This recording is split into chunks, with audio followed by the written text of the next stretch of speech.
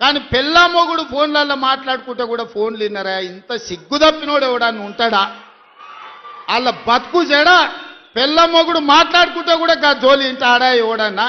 జడ్జిలను వదలలే, జర్నలిస్టులను వదలలే, ప్రతిపక్ష నాయకులను వదలలే, పెళ్ళ మొగుడు జోలి వదలలే.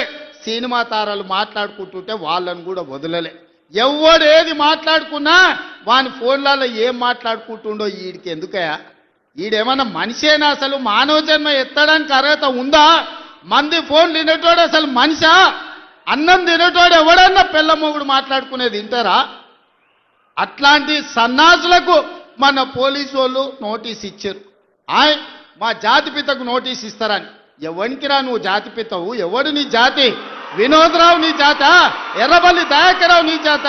కుక్కడపల్లి కృష్ణారావు గారు నీ జాత? లేకపోతే తన్నీరు హరీష్ రావు గారు నీ జాత?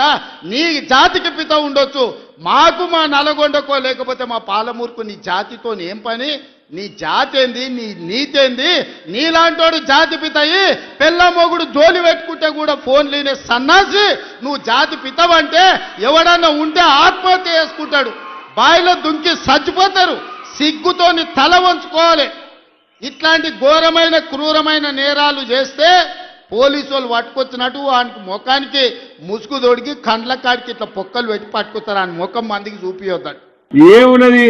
ఏమైనా 4000 పింఛన్ ఎప్పుడు ఇస్తావంటే నీ లాగులో తొండలు దొరకొడతా అంటాడు. అరే అక్క చెల్లెలకు 2500 ఎప్పుడు ఇస్తావురా భయ్ అంటే నీ పేర్లు తీసుకొని మెడలేసుకొని తిరుగుతా అంటాడు. గివి తప్ప ఏమన్నా మంచిగా మాట్లాడే ముచ్చట ఉన్నదా? మొన్నేందో హార్వర్డ్ పోయి వచ్చిండట. వీణ హార్వర్డ్ పోయినా అంతరిక్షం పోయినా కుక్క తోక వంకరది. అది బూతులు తప్ప ఇంకేమన్నా వస్తాయా? కేసీఆర్ జాతిపిత ఎట్లయితాడు అంటాడు. కేసీఆర్ లేకపోతే తెలంగాణ వచ్చునా? అసలు ఈ తెలంగాణ ఈ స్వరాష్ట్రం ఎట్లొచ్చింది? కేసీఆర్ త్యాగాలతోని ఆయన ఆమరణ నిరాహార దీక్ష పడితే మీరందరూ కూడా దీక్ష పట్టింది కదా. తెలంగాణ కోసం మీరందరూ బయలుదేరలే రోడ్ల మీదకి. ఈ రేవంత్ రెడ్డి నన్ను ఒక్కనాడైనా జై తెలంగాణ అన్నాడా? ఈయన ముఖానికి తెలంగాణ తెచ్చిన దాంట్లో మీరు అమరులు. కేసీఆర్ ఇంతమంది కొట్లాడి మనం తెలంగాణ తెచ్చినాం. కేసీఆర్ లేకపోతే తెలంగాణ వచ్చిన అసలు అది వచ్చబెట్టుకే నువ్వు ఇలా కుర్చీలో కూర్చున్నావు. ఈయన కేసీఆర్ ముమ్మాటికి జాతిపిత, రేవంత్ రెడ్డి బూతు పిత. వీడు బూతులు తప్ప నత్తాయి అవనికి. అదే నువ్వు ఇప్పుడు ముఖ్యమంత్రి అంటే ఏం మాట్లాడాలి? ఇగో నేను 4000 పింఛన్ రేపటికెళ్ళి ఇస్తున్నా అని చెప్పాలి.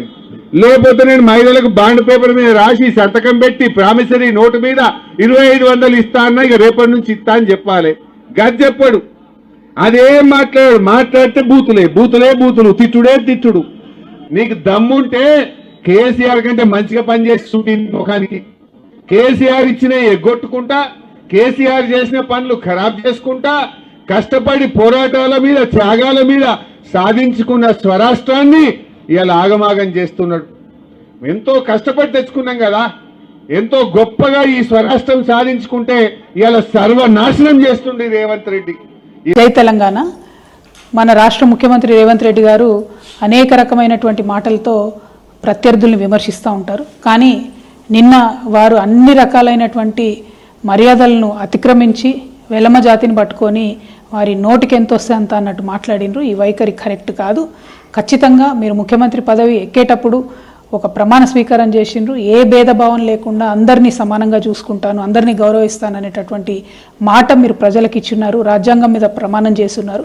అవన్నీ మర్చిపోయి ఇవాళ మీరు ఒకటే ఒక జాతిని టార్గెట్ చేసి మాట్లాడడం కరెక్ట్ కాదు. రాజకీయంగా మీరు ప్రత్యర్థుల్ని ఎదుర్కొనేటటువంటి దమ్ము ధైర్యం లేకనే మరి ఇట్లా ఒక జాతి మీద విషం చిమ్ముతున్నారని నేను బలంగా నమ్ముతున్నాను. ఈ వైఖరి మీరు మార్చుకోవాలని కూడా నేను ముఖ్యమంత్రి గారిని డిమాండ్ చేస్తూ ఉన్నాను. ముఖ్యమంత్రి గారు జిల్లాకు వచ్చిపోయింది. ముఖ్యమంత్రి జిల్లాకు వస్తే ప్రజలు సహజంగానే ఏమైనా వస్తుంది మన జిల్లాకని ఆశిస్తారు. కానీ ఏమి రాలే, మళ్ళీ అవే బూతులు, అదే స్థాయిలో ఆయన సంస్కారాన్ని బయట పెట్టుకుని పోయింది. అతి నీచంగా ముఖ్యమంత్రి అంతకుముందు వాస్తవానికి ఆయనకు ఆ స్థాయి లేదు, ఆ సంస్కారం కూడా లేదు. కానీ ముఖ్యమంత్రి అయిన తర్వాతనన్నా నేర్చుకోవాల్సి ఉండే, కొంతనన్నా విఘ్నత ప్రదర్శించాల్సి ఉండే. కానీ 2 ఏళ్ల నుంచి రోజు రోజుకు పెరిగిపోతుంది తప్ప ఆ సంస్కారహీనత ఏమాత్రం మనుషులు మార్పు కనబడడం లేదు.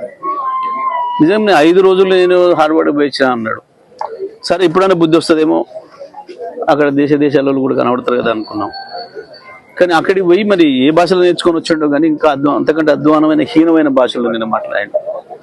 ఒక స్థానిక మాజీ ఎమ్మెల్యే గురించి కూడా ఆ రకంగా మాట్లాడడం అనేది ఎవరు కూడా ఈయన ముఖ్యమంత్రి అని అనుకోరు. ఇక కేసీఆర్ గురించి వెళ్ళి మాట్లాడడానికి ఆయనకి ఏం అర్హత లేదు. లేని అంశాలను చర్చకు తెచ్చి ప్రజల అసలు సమస్యల్ని పక్కదారి పట్టించడానికి చేసే ప్రయత్నం ఇది. ఈ చిల్లర ప్రయత్నంలో భాగంగానే నేను అక్కడికి వచ్చిపోయాను.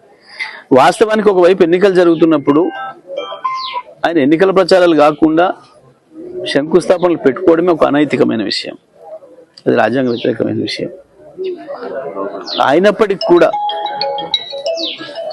వచ్చి ఆ చిల్లరతనాన్ని బయట పెట్టుకొని జిల్లాకి ఏమి ఇచ్చింది లేదు, విషయం కక్కడం తప్ప. ప్రజలందరూ కూడా ఆలోచిస్తున్నారు. ఇవాళ నిన్న ఆయన మిరా కూడా వచ్చిపోయిన తర్వాత మాకు ఇంకా గెలుపు అవకాశాలు పెరిగినాయి. మిర్యాలగూడతో పాటు జిల్లాలో అన్ని మున్సిపాలిటీల్లో కూడా మాకు గెలుపు అవకాశాలు పెరిగినాయి. ముఖ్యమంత్రి ఇట్లనే ఇంకా 4 చోట్ల ఇట్లనే మాట్లాడొస్తే తప్పకుండా ప్రజలు చీకొట్టడం ఖాయం. రాష్ట్ర మంత్రులు కూడా బీఆర్ఎస్ పార్టీకి పట్టం కట్టడం ఖాయం.